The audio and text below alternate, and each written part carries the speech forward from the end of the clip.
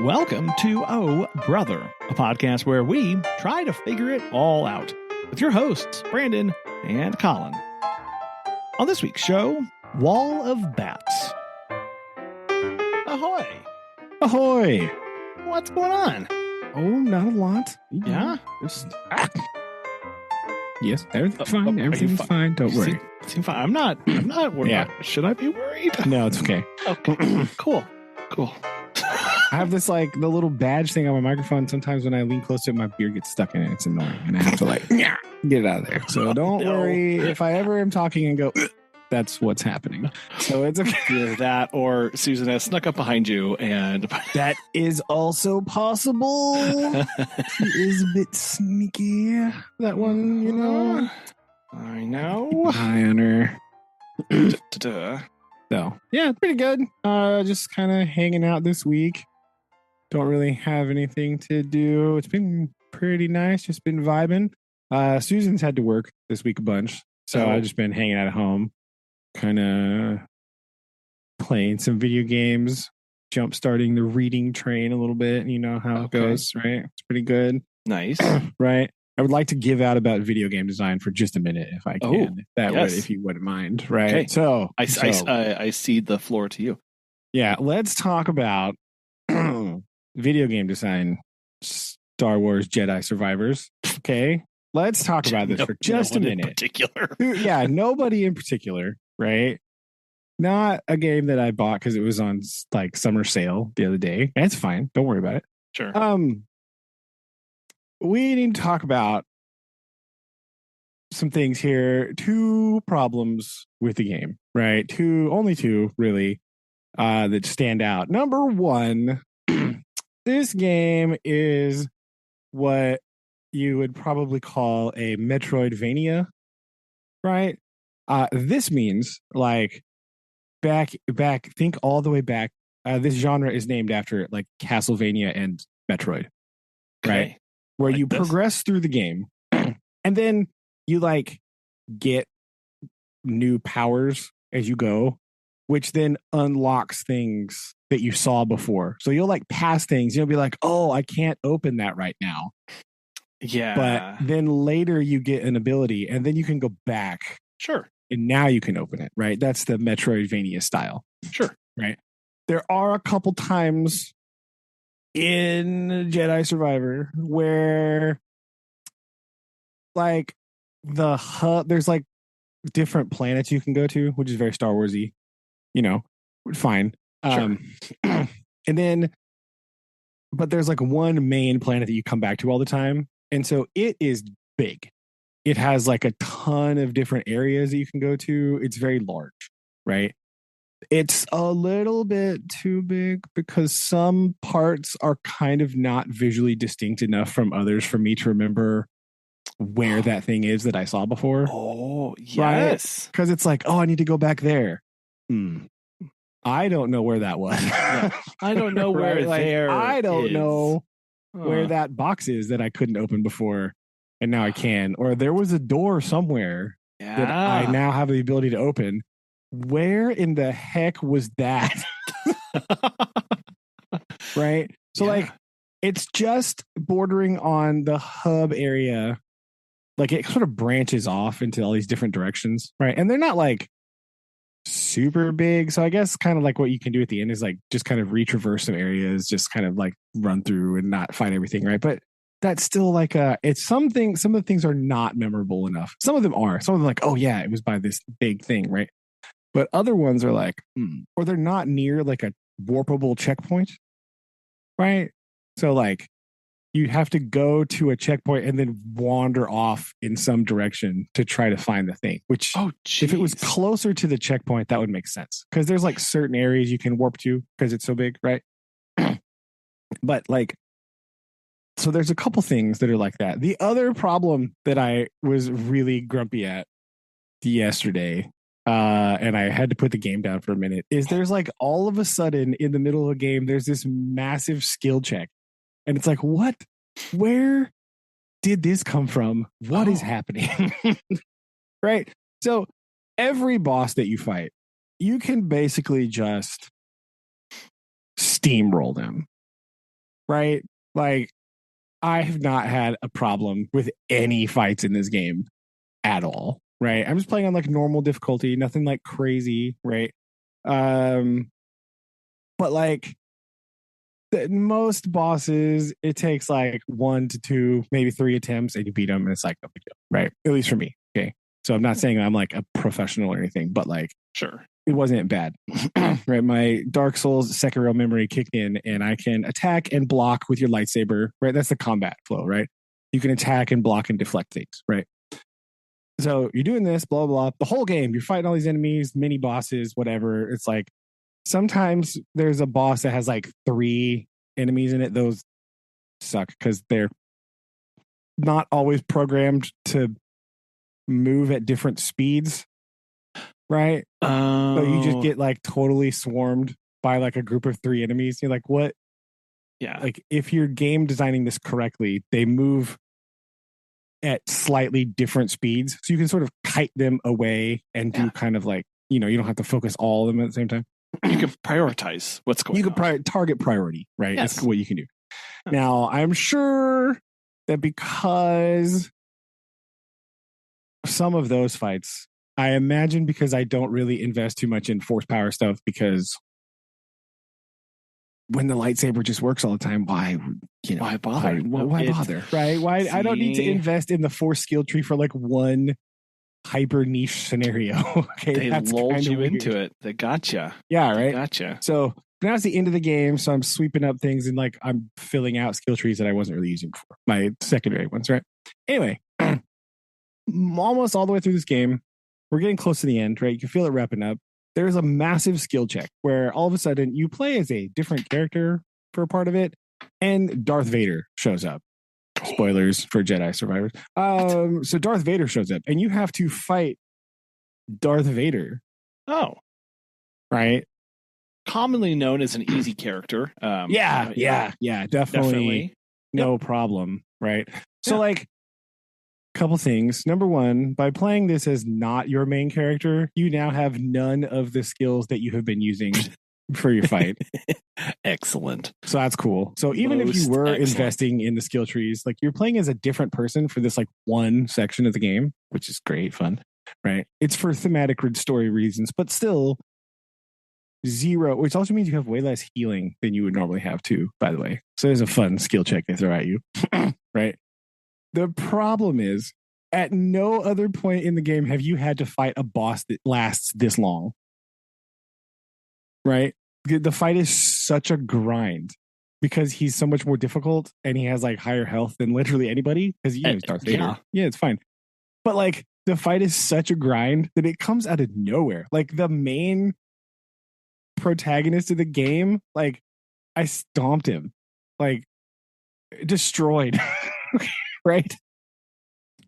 And his little sidekick guy destroyed, right? No problem. If the game didn't have cutscenes that, like, for story reasons, I would have beaten the major boss like ages ago, right? No problem. So Darth Vader shows up, and now there's this just like horrendously massive skill check in the middle of the game for no reason. And you're like, what? Why? I understand thematically why it's so much harder than everything else, but bro, seriously, what are you doing? You should make him more difficult, yes, but not this much, right? Like all kinds of things and whatever. And I think the most annoying thing that it seemed like to me was happening. Okay. I don't know this is factual, okay, because I don't have like numerical frame data or anything like that. But during the middle of the Darth Vader fight, there's these big like cross lightsaber moments where they're like talking and whatever, for cinematic reasons. But then it cuts back to gameplay, and I feel like his animations start before yours do. Right? Oh. So the thing will just cut back, and his animation, he started attacking you, and you don't have you can't push any buttons yet. There's a lag. Oh no. So you can't dodge or block for like a second or two like a split second, not a whole second, but like for a couple milliseconds, you can't do anything. And his animations have started, which, in my opinion, is not particularly fair. Well, right? No, especially when like it's all based off of reaction inputs. time. And and sometimes the thing will, when the little mini cutscene plays, like it felt kind of random that sometimes you just like all of a sudden wouldn't be locked onto him anymore. So you might be facing like slightly the wrong way and trying to deflect, and that doesn't work really. So you'd like you'd come out of a cutscene and just get owned. Like why? He would just start up like, and it's like programmed to be like one of several attacks, right? Kind of, because it's not the same one every time. Sure. So sometimes it's just like the one hit attack, whatever. Sometimes he'll just like start with this like big, like 5 to 6 hit combo that has the unblockable attack like in the middle of it. So like he turns, like in video game design, what happens is the enemy turns red. And this is a signal to you that you cannot block this attack and you must interrupt it or dodge it some way. Oh. Right. But if he starts with that, yeah,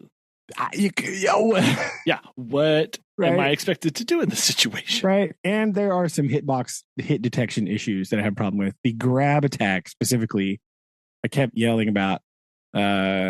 He feels like, okay, only this is a reference that no one's going to get, but he feels like the chained ogre in Sekiro, right?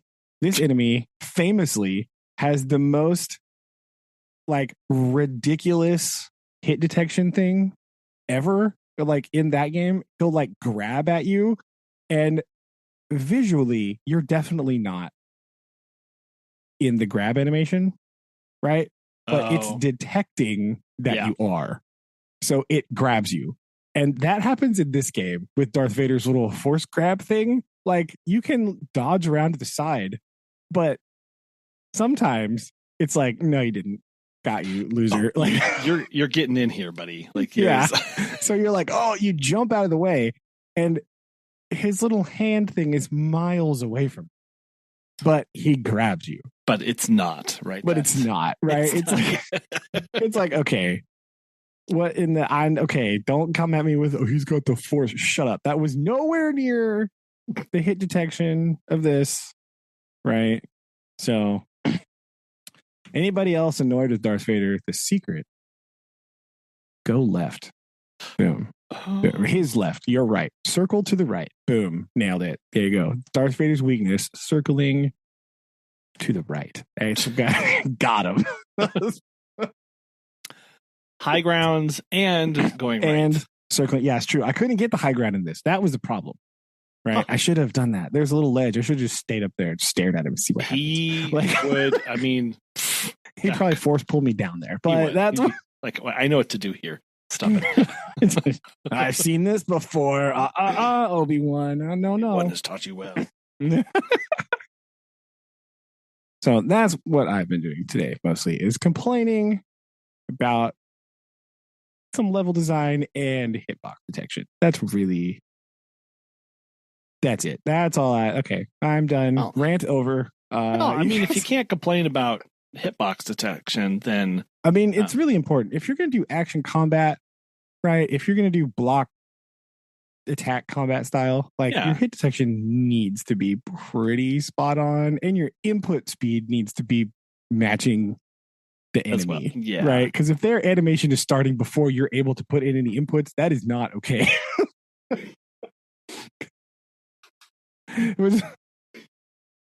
That's a problem.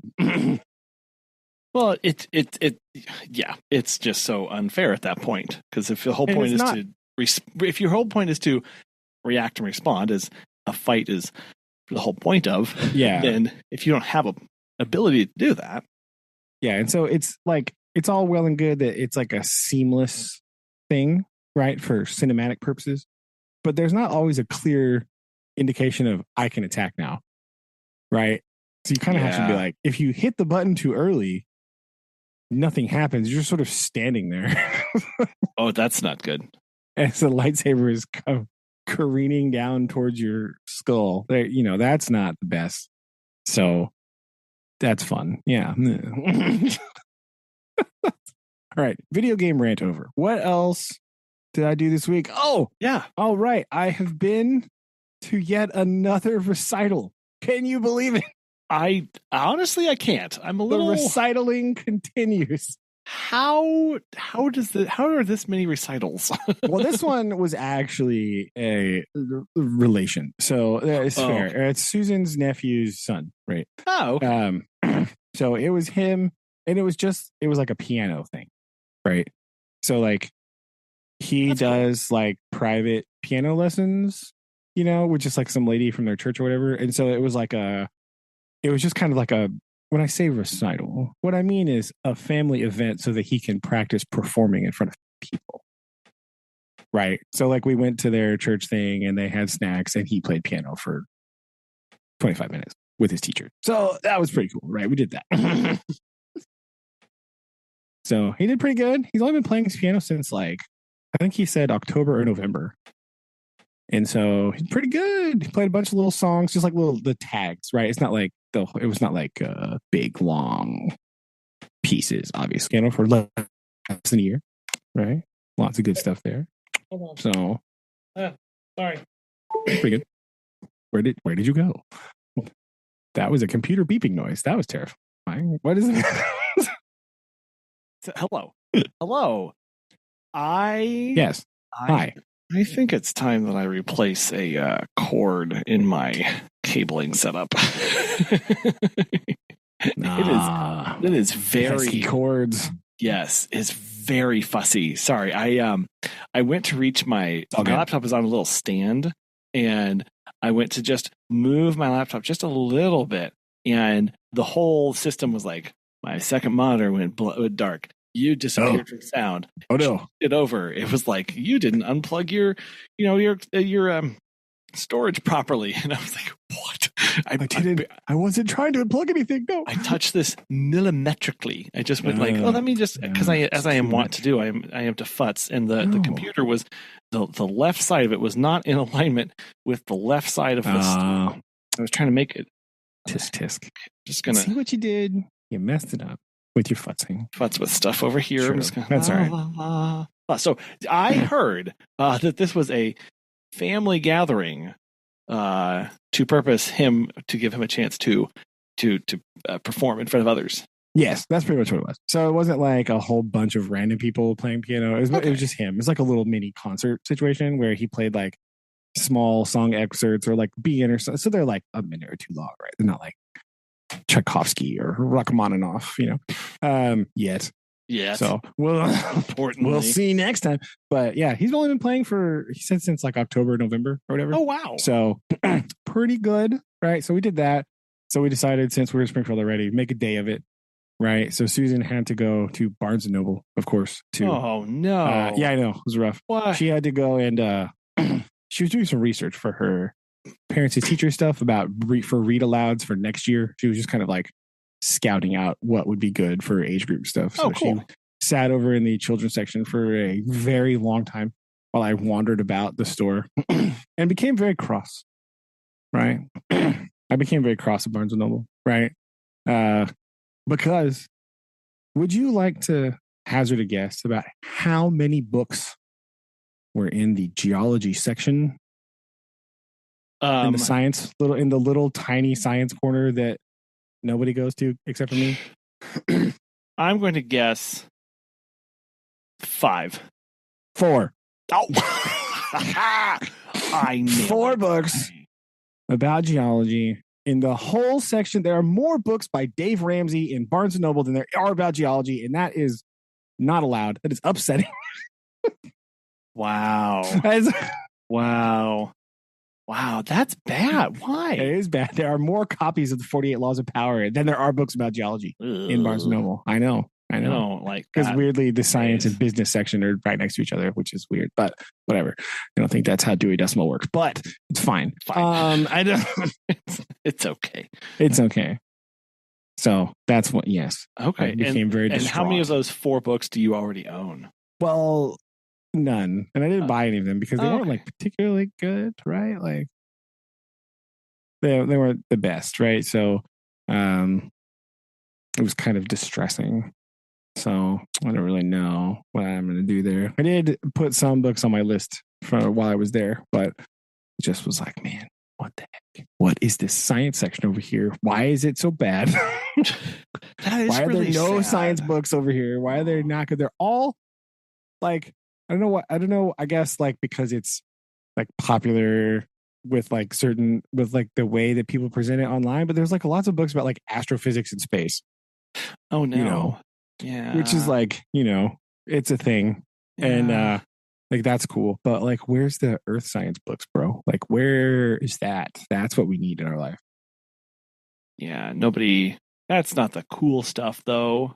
Come on. There's cool stuff about earth science. Oh, right? I know. But not a lot of people do. I mean, how else are you supposed to determine if we're on a firmament or not? I mean, this is the real question. Stop it. Stop it. Right? I think it's much more interesting that potentially the loudest sound in modern history ever heard by humans was the eruption of Krakatoa. So, I mean, I think that's cool. I have it under authority that it was actually a concert for I mean, that one time that Slipknot played a concert at the Ozark Mountain Duck Stadium in Springfield, according to the neighbors, that was the loudest sound ever. This is what I'm talking about. And then, which is one of the reasons why they don't have concerts there anymore. I know. They had a metal fest thing there one time with like Slipknot and Papa Roach and some other bands that were popular at the time. I can't remember who. One of my friends went there. I mean, it's not a bad place for it. It's a stadium. It's a stadium that nobody was using. Let's be real. Yeah. The Ozark Mountain Ducks lasted exactly felt like 2 seasons. I don't know if that's true, but it felt like it was not long. Long enough for me to attend one Ozark Mountain Ducks game. And that was all.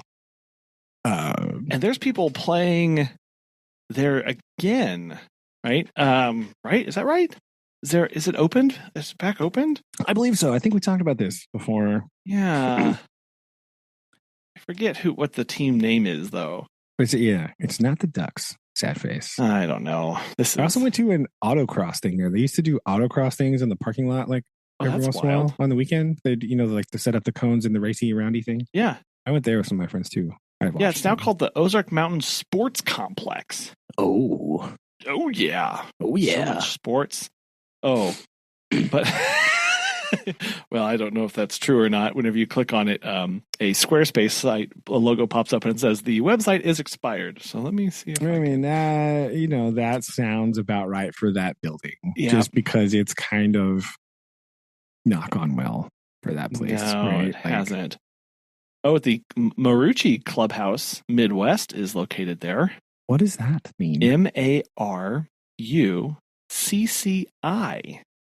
What is that? What is that? I don't know. I actually don't know. I don't know. It's the hitter's house. No rainouts, no makeups. Oh, it's a batting cage. So it's a batting field housey situation. Right? Interesting. Yeah. Is that like the name of a thing? Or So it's they're located. They're all over. Baton Rouge, Lafayette, Austin. All over 2 places in Louisiana. Hold on. It says Baton Rouge, Lafayette, Austin. Interestingly, the Midwest is just Ozark, Missouri. Orlando, Las Vegas, Denver, Cedar Park, Tulsa, Phoenix. They have one in Tokyo, Houston, New Orleans, London, and Scottsdale. According to my impeccable research that is playing all of the Yakuza games, batting cages are big in Japan. According to that video game, they are a huge thing that is integral to every story. Yes. Yes. This is why this is important. I'm on their map on their website. I'm zooming out. Oh, look at all these little red dots over here. I don't know that there's no about. What's weird is you go to hittershouse.com. There's no like about us. There's no like what we are. There's nothing about this. Poor design. My favorite. I love that. Oh, but you can. Oh, interesting. You can get a monthly membership for. Oh, a 1 month membership is $150 for a thing that you don't know what it is, right? Yes. I do like how it does say Baton Rouge, Lafayette, Austin, Midwest, Orlando, Las Vegas. Like, Midwest. Oh, guys, no. it's called Missouri. It's like called, I don't know. It's called Ozark. It's in the town of. Oh, everything else was named after the town that they're in, but no, we. Yeah, bro. Like, what is that? That is lame. That's real bad. I do like how their website also does not tell you anything about what actually happens here. You just have to sort of infer from this. Like the very first picture that you see is just a wall of shirts and shorts, like athletic clothing. And you're like, that's weird. And then the picture on the wall appears to be of a woman walking. Uh-huh. But then when you squint really closely, I think she has a glove on. At no point, okay, there's a wall of baseball mitts. I don't know what this picture is of. I have absolutely no idea what I'm looking at. Yeah. More t-shirts. These are bad pictures, too. These are not good. They just decided, hey, give Grandpa the camera. Here's a wall of bats. A wall of mitts. Not getting better, is it? No, and then I still don't know. I have no idea what this picture is supposed to be. Like, it's just a bunch of bags, but like, I don't know if there's stuff in the bag. I don't know if it's just the bag. This one on the bottom looks like a gym bag with wheels. I've seen these before, but I don't know what these other things are. These things in the middle look like they're supposed to have stuff in them, but maybe they're just backpacks. I don't know. I have no idea. This is a terrible. Not good. This is very bad, right? Cage membership includes the use of baseballs, which, as we know, are expensive. An L screen. Oh, yes. Okay. Yes. Batting tees and mounds. Nice. Cool. That's all it says. The use of cage space is limited to one single lane for a maximum of 30 minutes. If no persons are waiting to use the lane at the end of the 30 minutes, time can be extended an additional 30 minutes. Each non-member accompanying will be charged $5. If no one's waiting. Yeah. Yeah. So like, I don't. Why are there no pictures of the hitting facilities? If this is all about hitting baseballs, there is an extreme lack of pictures covering the facilities in which you hit. Okay, I need to know. All right, let's see if the Baton Rouge, Louisiana one is better. Oh, look. Not really. Oh. But at least this one is out. This is in the hitting lane, but it's just a bucket of baseballs and a bunch of hats with the state of Louisiana on it. Well, that's neat. A wall of gloves. So far, I'm just getting it's a sport, like it's a supply store, basically. Yes. What? Hold on. I don't know. Why are their memberships so cheap? What? Are they different prices? Yeah. The monthly membership. Bro, wait, what? Hold on. Now, I don't know. Well, this is interesting. Maybe the first one I've seen that has a picture of the hitting facility is the Tokyo one, which is very useful. I can't wait to go. I know, right? Like, dang. Huh. Anyway, sorry. Let me go back. Confused. So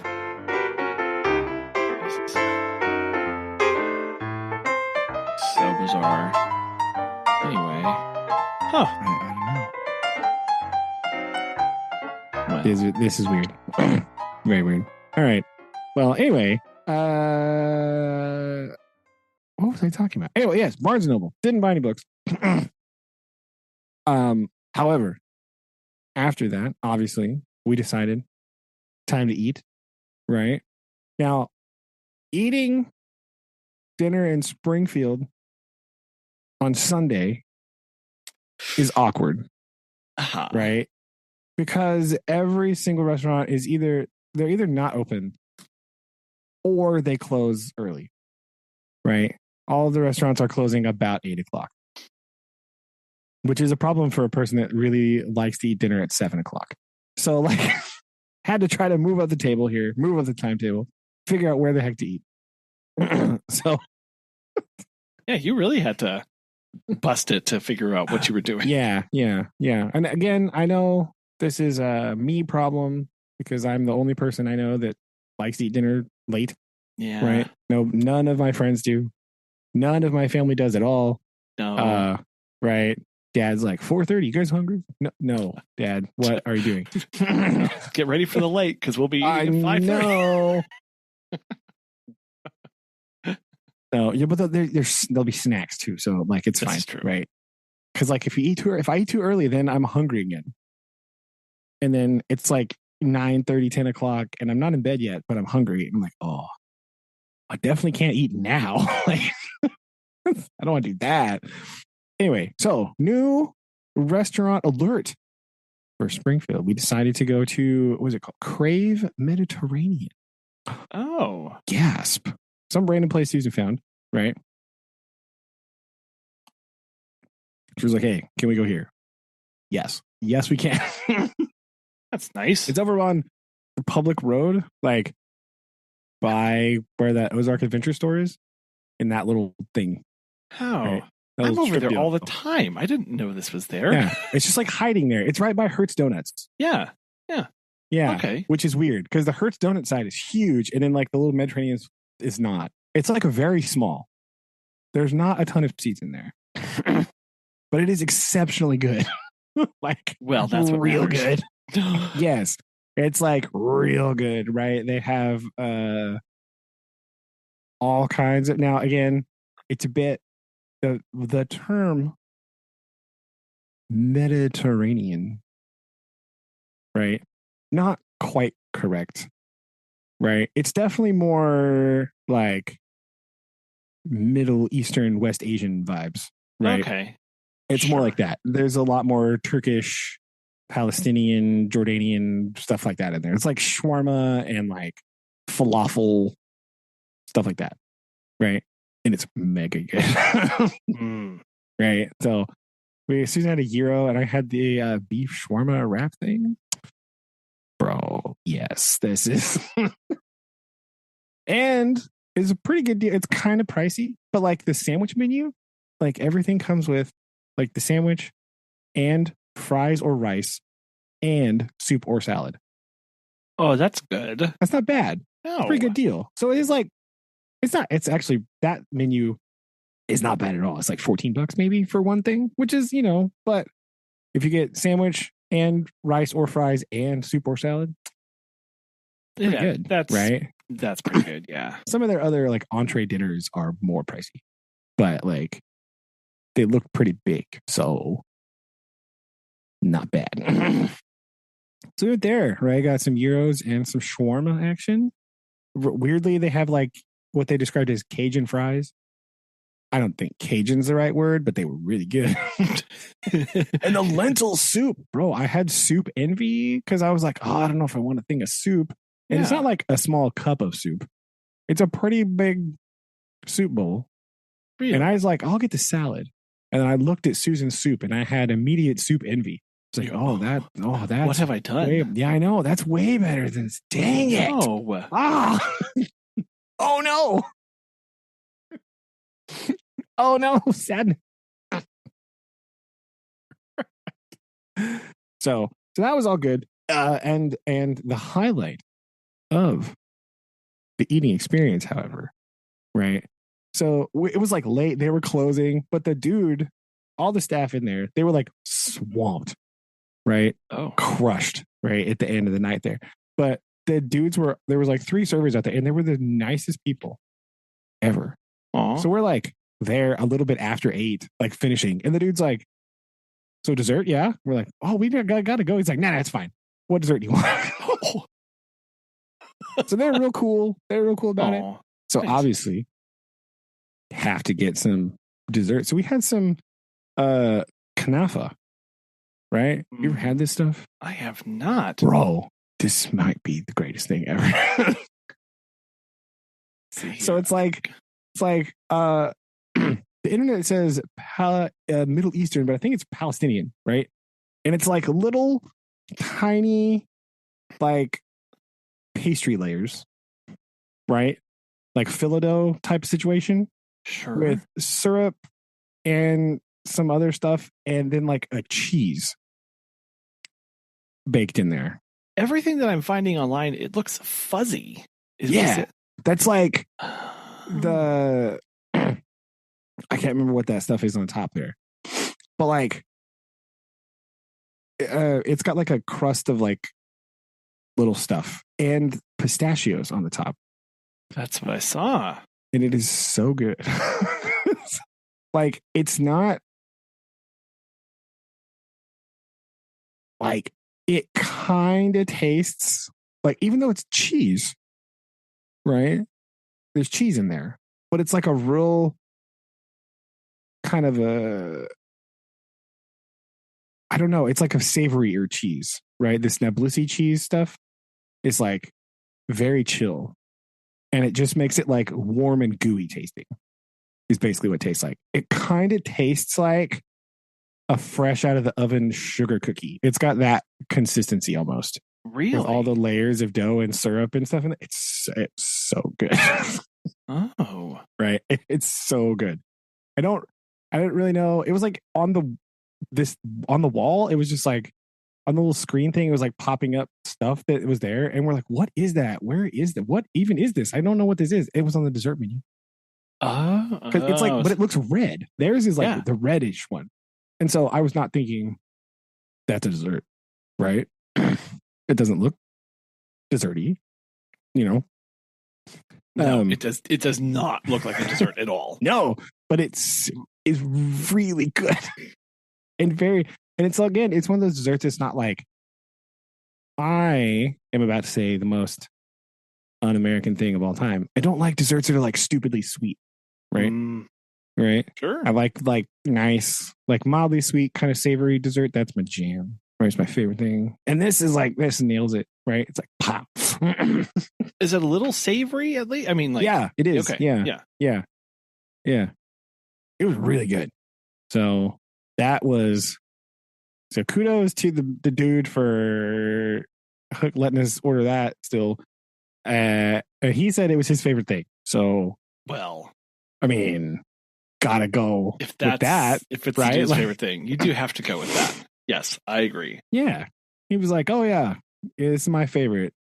Like, well, fine.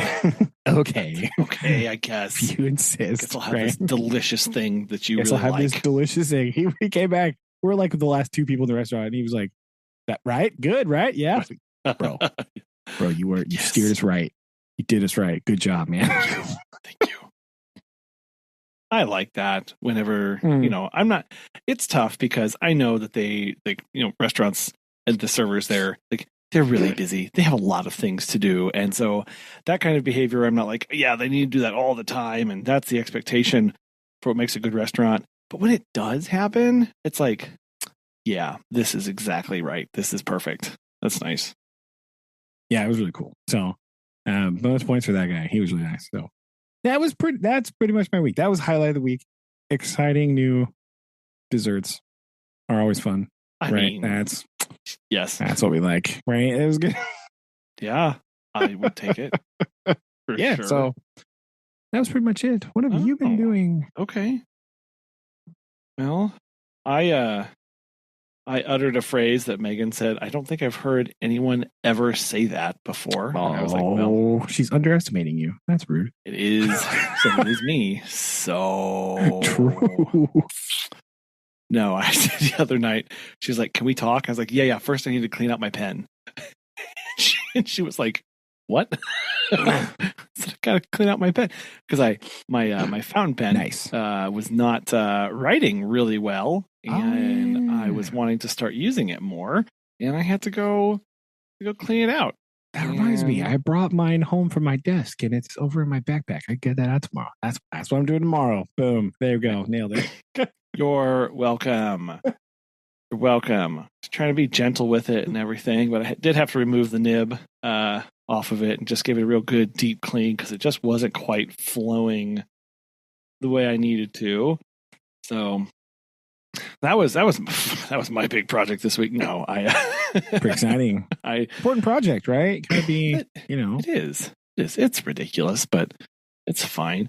That's fine. Ridiculousness is allowed. It's definitely okay. It is necessary, especially in the show. It is mandatory, actually. I know. It's so bad. But no, I got to spend time with the Greene County Assessor's Office. Oh, that sounds riveting. Man, oh man, no. Here's the saga that I have been undergoing for 7 months now. November, we got a bill for tax because in Greene County, you don't just pay personal property taxes, you pay business property taxes too if you own a business. Ew. Which I think is gross. That is that feels wrong, right? Like, yeah. I don't think you should have to pay both of those things. No, I don't. Right? I don't either. There should definitely be a one or the other. Yes. Type situation. I agree because also, although do you own property? Aren't you just renting office space? Well, I learned so much 7 months ago, coming up on 8 months ago, whenever I talked to them, because I said, this is stupid. Then I said, I'm renting an office. And they're like, uh-huh. And what's in the office? And I was like, a desk and chairs. And they're like, exactly. Put it on the paper. And I was like, what? You have to pay tax on a desk? I said, are you serious? Are you serious? And they said, yeah. And anything else that you own to use in the business. And I went, okay. And they gave me a helpful sheet to figure out how to, what could be included. Was it really helpful? Well, if I owned rock crushers, welders, cars. Yeah, it's definitely plasma torches. Sitting business venture. The plasma torch. Can't walk Fido without it. That's what this is geared towards. And as soon as I saw the list, I was like, oh, I see. This is actually not for me. This is okay. This is industry. As in manufacturing and stuff. So construction-y stuff. I said, well, I didn't pay for the furniture was actually just gifted to us. So I don't know. I didn't pay for it. Well, how much would you pay for that? $0. If you bought it on the marketplace. And I said, well, I wouldn't buy it on marketplace because I could get it for free.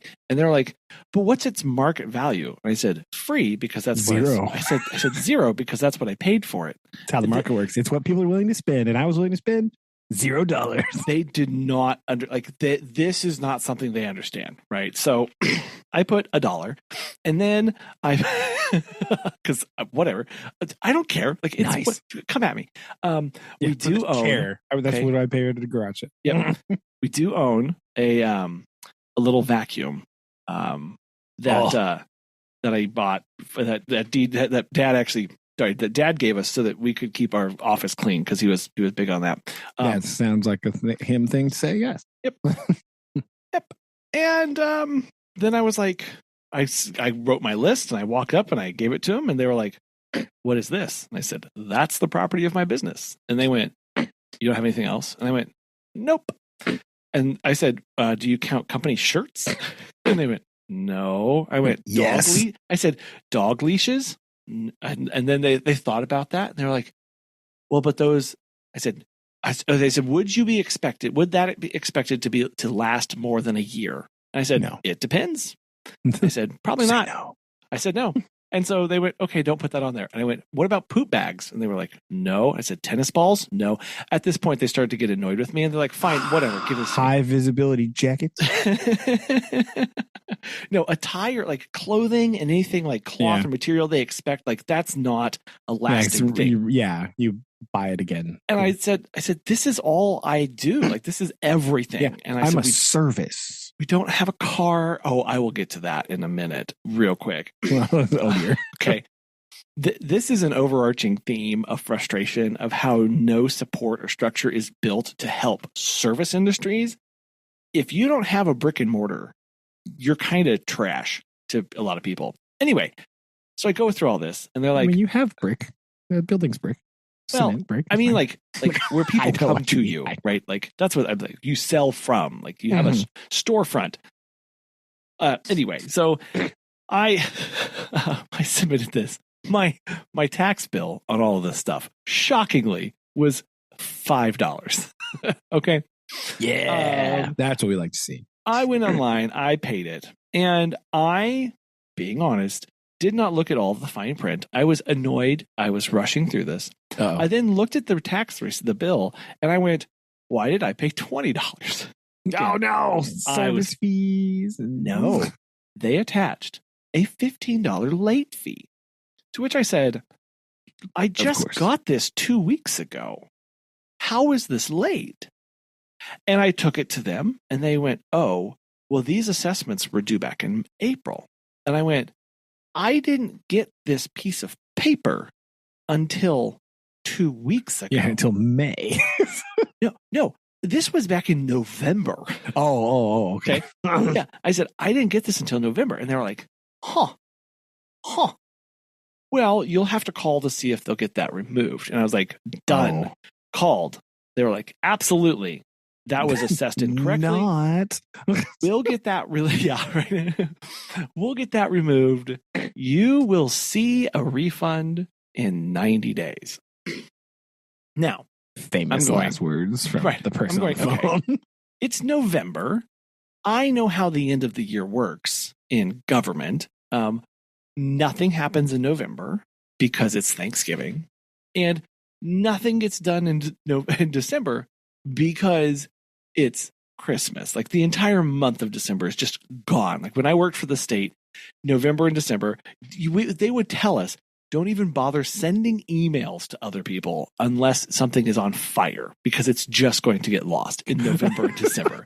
And you're like, wow. Great. Wow. Great. And it's especially when you're on all these committees and stuff, because like 90% of the people, they don't plan when their vacations and stuff are. And so something at the beginning and nothing happens. You can't do anything. And then January's mostly out because it takes people getting back into the groove by the 15th or 16th. And they're digging out from stuff they should have done back in November. And then it's February. And so I'm like, we're not seeing this at all until like end of February at the earliest. Well, 90 days, I did what we do. I put it on my calendar and I said, call if it hasn't been there in 90 days. And I called them and they're like, I don't know what you're talking about. Like, what are you doing? We don't see this. You have to call. Oh, and I keep getting it confused. I think I have to call the assessors, but actually I have to call the collectors, even though the assessors did it incorrectly. The collectors are the ones with the payments. Yeah. And I find out that, well, they have to send it via check. And that takes a little while, and there's a backlog. And so they batch these. And so if you're in the next batch, you'll get through. And so wait for another 45 days. Okay. Bro. Waited another 45 days. Put it on my calendar. I called them today, and I said, hey, just calling to check on what's going on. And I got a gentleman, and he was like, well, I see your account here. And there's some stuff on here that I don't understand. I'm going to have to talk with our head cashier so that she can interpret what's going on. And I was like, what does that mean? I said, fantastic. Let me know when can we talk with head cashier and get her? Well, she's on vacation right now. Of course she is. I was like, okay, cool. And so then I start doing my like poking and prodding of like, I just want to like, because I can't see their screen. And I'm just like, do you show that there's supposed to be a refund? And he was like, well, I see something here. I see a strike off of $15. Yes. And so I see that. I'm like, okay, cool. I'm just confirming all this stuff. And he went, but I think that if it's below $20, there's a special process to get these handled. Bro, just give me. And only the head cashier processes the special process. Are you serious? So you'll have to call back when she's back from vacation to see what's going on. And so I learned today in government, they will freely give you $10,000 back to you within 90 days. But if it's less than 20, it will take you 7 months. It's impossible to get $15 back. It's from the probably because, like, I imagine it is a clerical thing. They don't know how to key it into the computer, right? I bet the only problem is they don't know how to put, like, I bet there's like a field thing, right? And it's like a certain range of characters. And I think that is probably under the range that they have programmed in the computer to be able to accept. And they're like, well, I don't know how to do that. I can't actually give it to you because I don't know how to make it say that I gave you. There's not like a manual entry thing, right? You probably can't be like, key in the number here, click. You probably have to do like a thing first. And so I bet they just can't do it because they didn't program to be that small of a number. I imagine they weren't expecting that. Right. Why would we ever refund $15? That's dumb. Yeah. Right. Like silly. I imagine that it's probably something like during audits, it's easier to catch a $10,000 transaction on an audit page. That's also true, right? Keeping track of, because you could, if somebody was trying to cheat the system, right? You wouldn't give your co-conspirator $5,000. You'd give them really small denominations on an ongoing basis, right? Brief little. That's what they all do. When they get caught. They're like, oh, they took like, $40 here and like, $20 here over the course of like 6 years because nobody ever can find that missing like a little bit of money. Exactly. So I think that in addition to what you're saying is there's it doesn't allow them to enter small numbers. Like that's true. It's just maybe not that's designed true. Like a safety feature. I think it's a safety feature for auditing It's called purposes. skimming, right? Yes, skimming. Yes. Yeah. To prevent skimming, I imagine. So I'm just like, great. Well, so now hey, racketeers, don't skim. Just take the $8,000. They'll never know. You'll get your money immediately. Yeah, they'll be like, "Oh, cool, no problem." Cool. We do this all the time. Yeah, we always issue large denomination refunds. What could be the problem? It's fine. Yeah, this is what I have learned, and I went, okay. Oh dear. So I have it on my calendar to call the head cashier back when they get back from vacation to see if we can settle this, expedite this goofy thing. Finally, I just want $15. I just want $15, and I know it's dumb, but like, look, I've wasted more than $15 in electricity trying to solve this problem. At this point, true. People, come on. Definitely true. So the only other highlight to this, I need to get some water. Oh, fair enough. I almost always forget my water. I get my tea and then I sit down and I'm like, oh, the water for when the tea runs out. Duh. Yeah. I need that too. I've had a headache since I've woken up this morning. And yeah. So I've been trying to like chug the water. Good plan. But the only other thing, I'll do my food review and then we can move on to the next thing real quick. We also tried a new place. Hey, there's let's go. A barbecue trailer in our town, and they normally do barbecue. That makes sense. They posted that they were going to do a crawfish boil, and they were ordering crawfish directly from Louisiana to be driven to our town to then be boiled for a crawfish boil. How do you not go to that? That's which important. Megan and I said, absolutely. Yes. we will do this.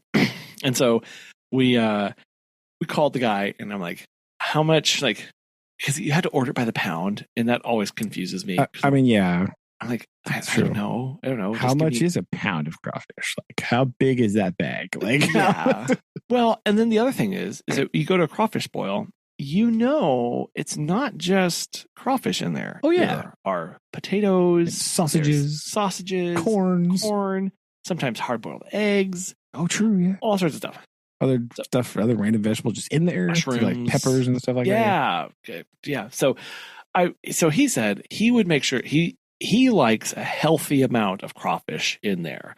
And so I'm like, okay, so that means that a pound of crawfish is actually going to be a lot of crawfish if he's like not potato and not a pound of potatoes. This is what I was worried about. This is fair. This is a fair problem. Well, he went like 98% crawfish. Oh, and not a lot of everything else. Now, I mean, both good and bad. Good because you get a lot of crawfish, which is what you want from a crawfish boil. But no andouille sausages. No andouille sausages. And even a lot of crawfish are not very filling. Yeah. So you do need the potatoes and the sausages. Yes. Because crawfish are not big, right? Nope. And you only eat the tail. Yeah. And so this was fine. We sat out on our back deck and we ate. We had a lot of fun. And it was very good. And we ate even. Of course, we're out there. We're covered in crawfish on our back deck. Obviously. And, we're just throwing it away. We're eating. We're having fun. We're talking. And then the rain rolls in. Ah, yes. But we're covered in crawfish. So the rain helped you out a little bit. We ate crawfish in the rain for a little bit. You know what? That helps the mess problem. And so it's fine. Because I was just like, look, we're here. Rushing around with my hands covered in crawfish is not going to do anything. So no. I'm just gonna. We're just gonna eat. It's fine, kids. Sit back down. Enjoy the crawfish in the rain. Yes, we're okay. And it was just you could see the totality of the rain cloud just being like passing over us real fast. Yeah. So it was going to be over, and it was not like a deluge or anything. But it was just like I don't know what this signifies that I'm just out here, but it was a lot of fun. So it means you're a crawfish enjoyer. That's what it means. Yes, that's exactly what we were doing. Perfectly normal thing to do. It's fine. It's fine. Yep. There you go. So that was fun. That was our week. We had crawfish. I didn't speak to a head cashier. Oh my gosh. No. I'm ready.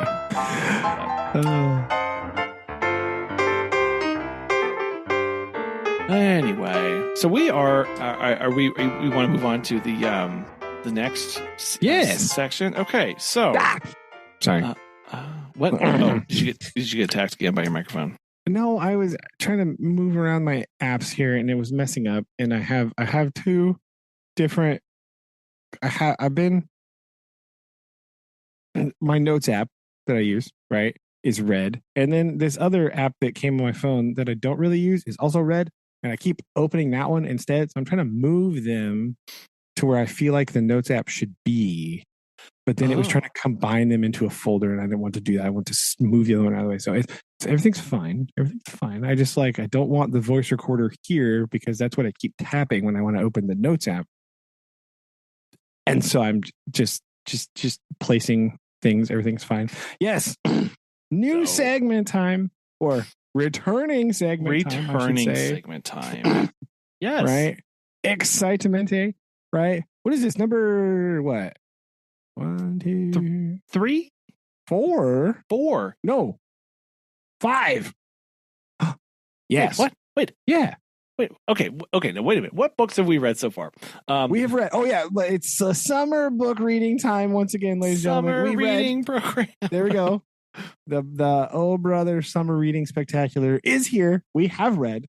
Now, do you want all the books or just the summer books? Because you sneaked in a bonus one. So we've read The Outsiders, right? We've read The Hobbit. Yes. We have read A Connecticut Yankee in King Arthur's Court. Still kind of sorry about that one, but it's fine. We have read Farewell to Arms. And now we're ready for number 5. Yes. Okay. I understand. Yes. So this book is number 5. We have not read 5. We're getting ready for our 5th installment. Right? Yes. That's what's happening here. Yes. So now we are embarking on an adventure. A twist, a change, I think, from the previous. Definitely from our winter program, and that's definitely. I don't know if we're going to revisit the winter program based on what happened, but we might. It's fine. I think it was good. I think it was a good, solid plan.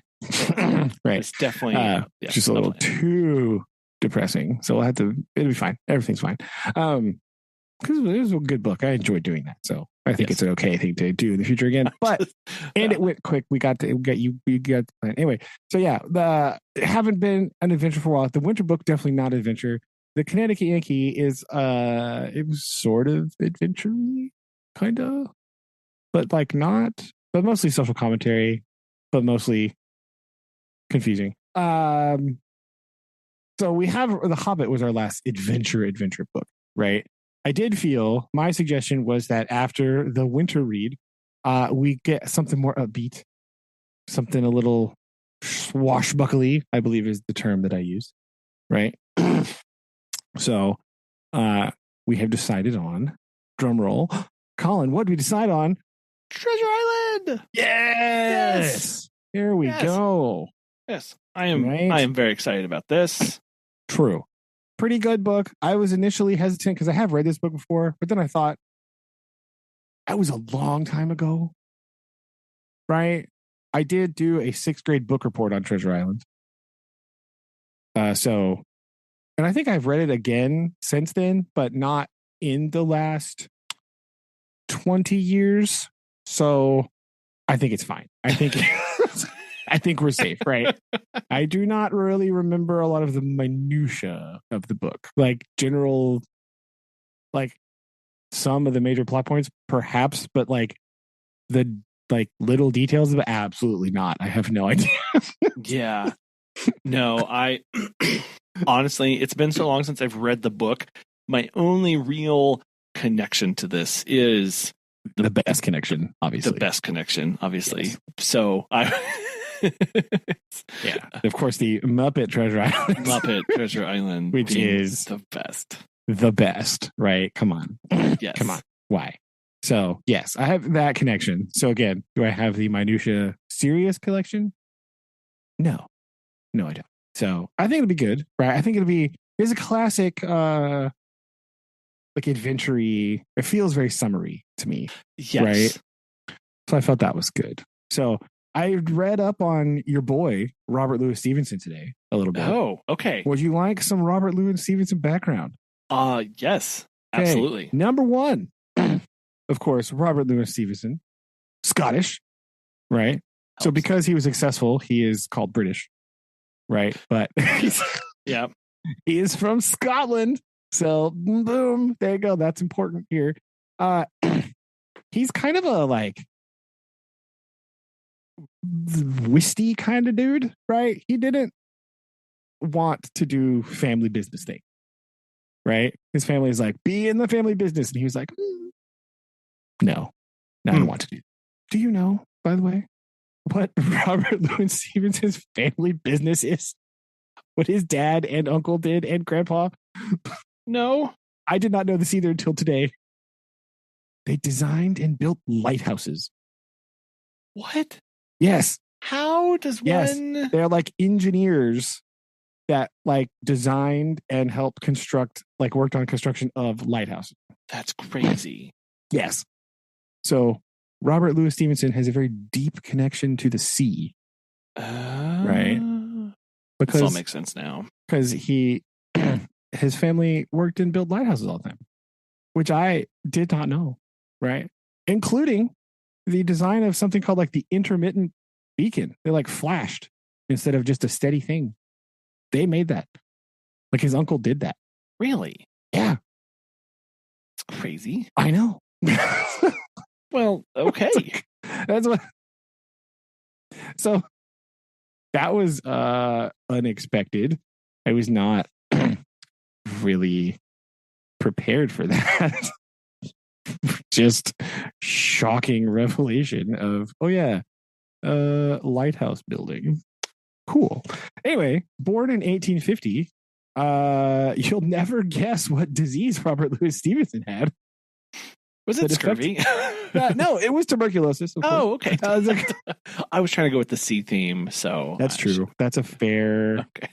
That's fair. But he was born in 1850, and he did live the beginning of his life in Scotland. So obviously, yeah, tuberculosis is the answer. He had this for, I mean, obviously in the 1800s, this is now a lifelong affliction. Right. So this kind of affected him a lot. He didn't want to do, this was probably another reason he didn't want to do family business things, because he was sick a lot of times. Sure. So like he even went to school and like studied engineering. He like passed the bar exam, and he was just like, nah, I don't want to do that. Not doing it. Wow.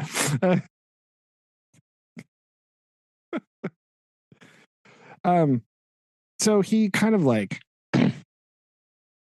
would like travel around, to places to convalesce. Like he went to Switzerland and France for the mountain air, and he like started writing about his travels, and he was like, oh yeah, no, this is what I'm gonna do.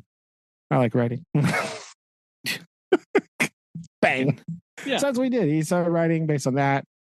And so that was fun. He got married eventually. He met a woman who was already married, and she ditched her husband for him.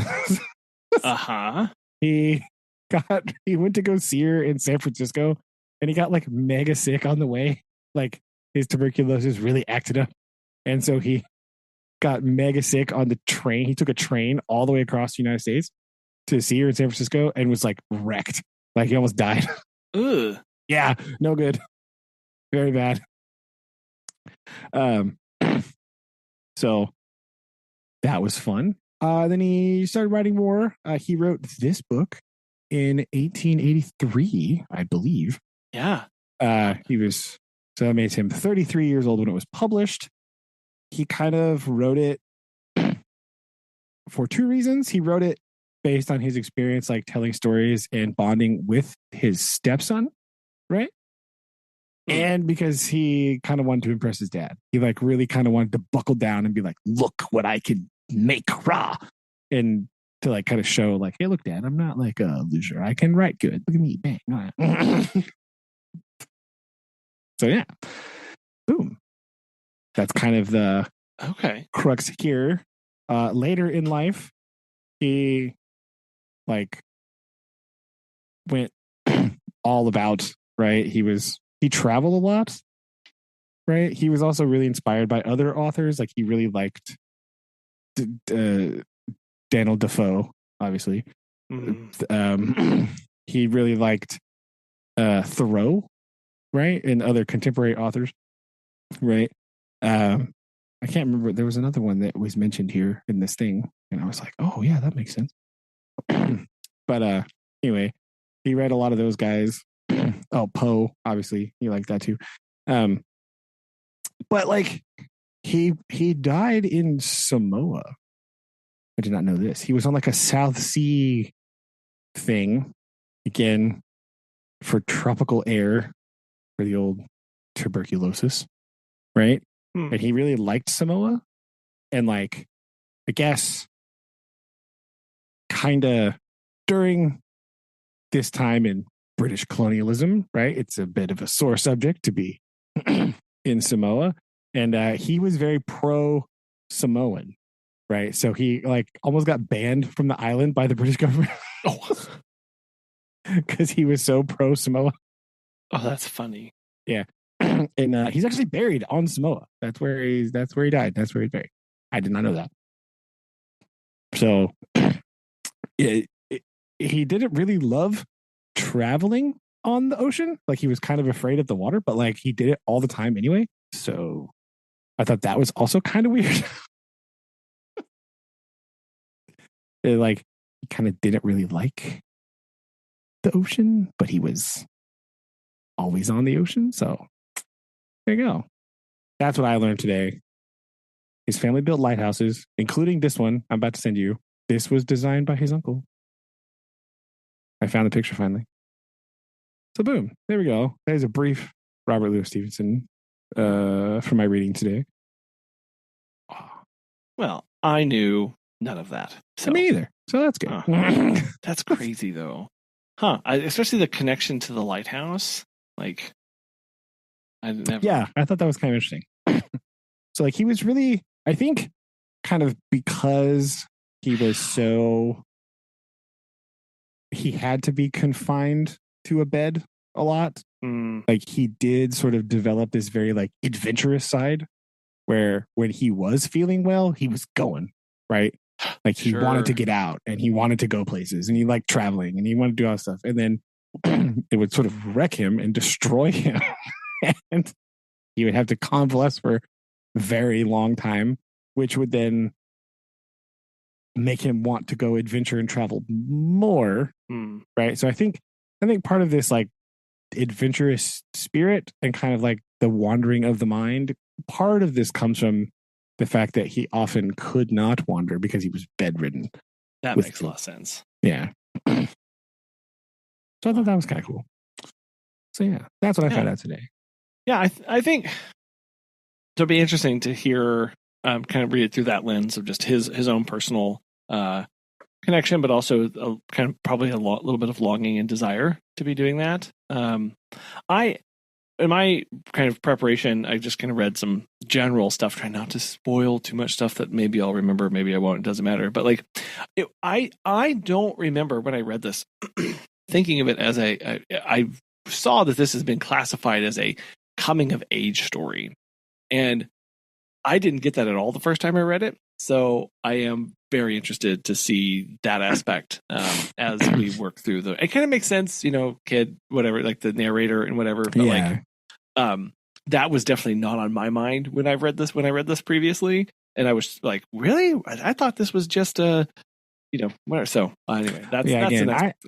I think the first time I read this book, I was probably around 12 because I think I sixth grade book report sounds about right.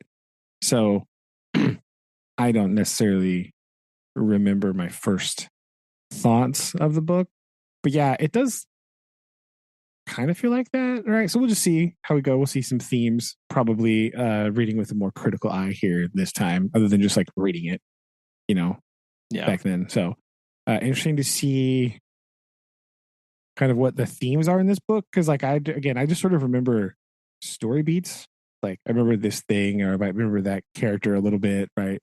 Obviously, the one, but like I don't really remember any of the nuanced things about that, which is kind of what some people were talking about his writing, because he was like engineer trained, right?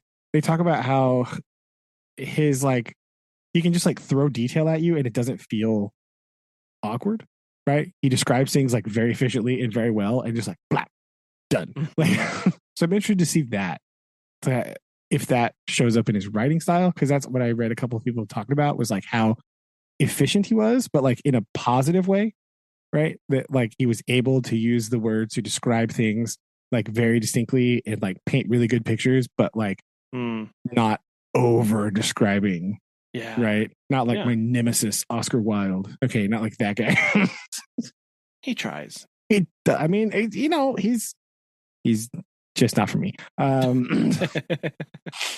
But so we'll see. So there we go. But yeah.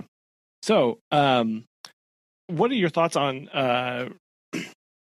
programmatically working through this? What do you think? So in my copy here, when I look at the cave table of contents, it's got parts again. Yes.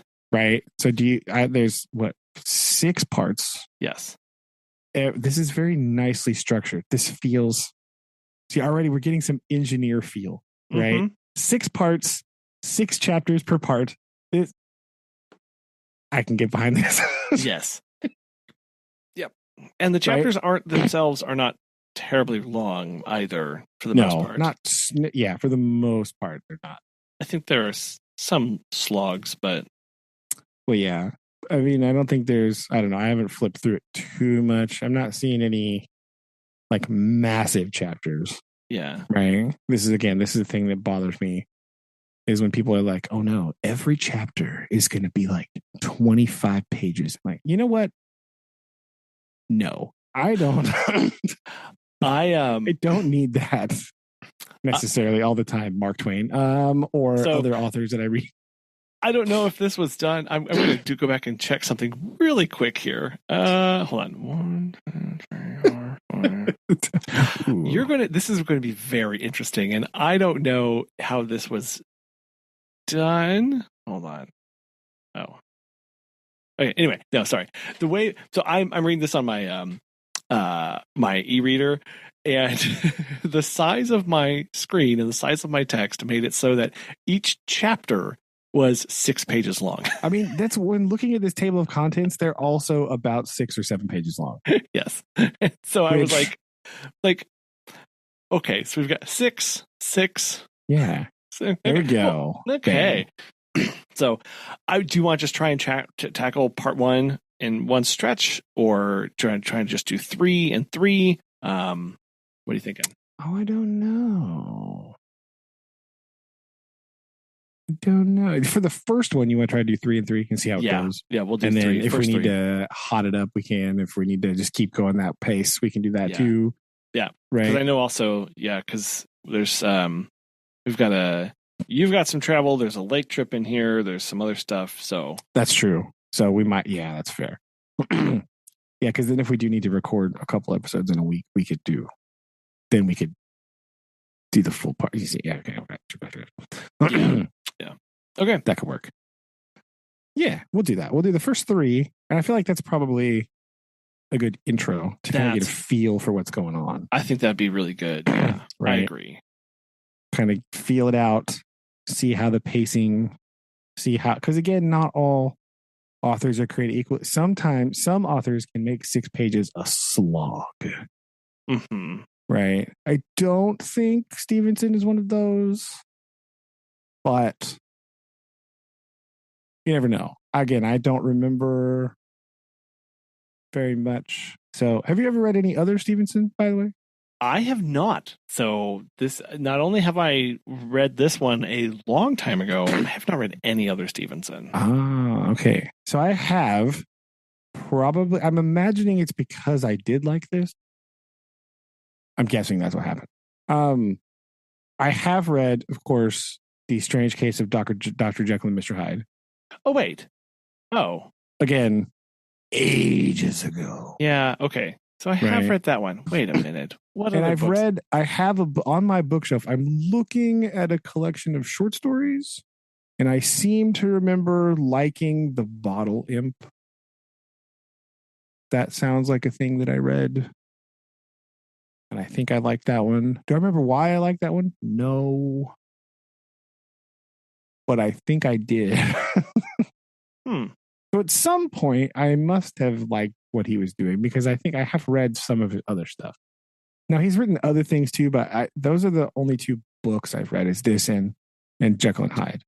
Okay. So I have read that one, and it also tells you how long that's been, because I had forgotten that he wrote that one. Yeah. It was not recently. Again, anything I would have read by him is definitely occurred over 20 years ago, probably. Right? Or just about 20 years ago. Definitely over 15 years ago. 100% sure of that. So I have read it, but like I don't really remember a lot about. So we'll just have to see. Wow. I sent you a picture of him at 37, and he's 37. Yeah, It's looking at the mustache. It's good. Yeah. Anyway, that's 37 in 1880s, right? So that's yeah. Yeah. When you put it like that, yeah. It would have been 1887. Yes. So there you go. Yeah, I'm excited to dive into this. It's going to be good. So I think so too. It feels appropriately summary. It is an appropriate summary one. I agree. So good job there. Thanks. Talking me out of the other choice. Well, you also talked yourself out of the other choice. I did. All of our other listeners behind the curtain, full disclosure here, some of our other choices were swashbuckly, but they did involve the French Revolution. And upon further investigation, some of them were very pro, like, bourgeoisie. And I was just like, you know what? I'm not really feeling that right now. That doesn't really feel great. Back to treasure hunting. Not that. That sounds better. That sounds better. Yeah. And the other choice, the decidedly not pro bourgeoisie Three Musketeers, is way longer than we thought it was. Yes. Prohibitively so. Yes. Yes. Like extremely long. I was unaware that it was that big of a book. Right. So yeah, that one's kind of out. Just for time purposes, can be having that. So right boom. Out. Here we go. Scotland's own. Right. I'm not going to fall into that trap. Scottish born Robert Louis Stevenson. There we go. Ready for it. Yes. I'm excited. So we will kick this off. We will have 3 chapters read. Ready for next time. Boom. There we go. Yep. So, in final closing, if you are ready, I do have a haiku for you. Aha! Inspired by the summer reading list of 2025. Boom! Okay. Adventure awaits. Setting sail on the high seas into the unknown. Ooh. Perfect. There we go. As we ourselves set out on our own adventure. Yes. Perfect. To explore Mr. Stevenson's good work here. So, bang. Yes. I like it. Looking forward to it. Indeed. And we'll see where this takes us. Okay. Well, get ready for the heat. Hopefully the rain will abate for a little bit. Man. And good grief. Hopefully. Not for super long. For a few days anyway. I know this is normally an opening episode thing, but by next Tuesday, rain. Like, what is this? There's not like a high percentage chance of rain every day, but there's still a percentage chance of rain every day. Right. So, good. Yeah. No, I had to get it in there because it has been too much rain. And it's true. If we didn't talk about it, we would not be good Midwesterners. That's true. That'd be illegal. Just a slight, just for your information. Season 4 of Clarkson's Farm is starting. So they're not all released yet. Okay. But they almost are all released yet. So I've watched the first couple already. So rain is happening there as well. Just so you know. Okay. Well, I will. It's on my list to watch too. There you go. So it's they're doing the partial, like every week they're releasing like 2 more episodes, I think. So interesting. I think they didn't do it all at once this time. I think maybe this week is 5 and 6, and then next week will be the next 2, maybe? I don't know. I'll double check later, but I've watched the first couple episodes already, so no spoilers here, but it's raining. There you go. No spoilers, but. Yeah, but the weather is shockingly bad again. So there you go. Understood. Okay. Well, we will look forward to that. We look forward to some reading and chapters and rain or no rain of our own. We'll see. We'll see. Keep the rain gauges out. Always be ready. Okay. And on that, we will end. Boom. Love you. Love you too. Bye. Bye.